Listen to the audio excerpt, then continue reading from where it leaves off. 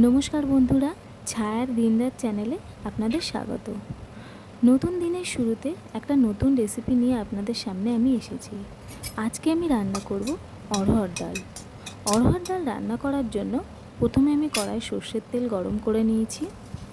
তারপর তার মধ্যে আমি শুকনো লঙ্কা, তেজপাতা আর অল্প একটু জিরে ফোড়ন দিয়ে নিয়েছি।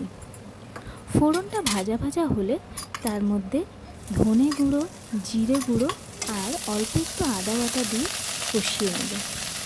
অল্প কষিয়ে নেওয়ার পর আগে থেকে নুন, হলুদ আর টমেটো দিয়ে সিদ্ধ করে রাখা অড়হর ডাল ঢেলে দেব। ডালের থিকনেসটা আপনারা এমনই রাখতে পারেন, কিন্তু আমাদের বাড়িতে একটু পাতলা ডাল পছন্দ করে, তাই আমি একটু জল ব্যবহার করছি। ডালটাকে একটু ফুটতে দেব। ডাল ফুটে উঠলে তার মধ্যে আমি 2টো কাঁচা লঙ্কা চিড়ে দিয়ে দিয়েছি।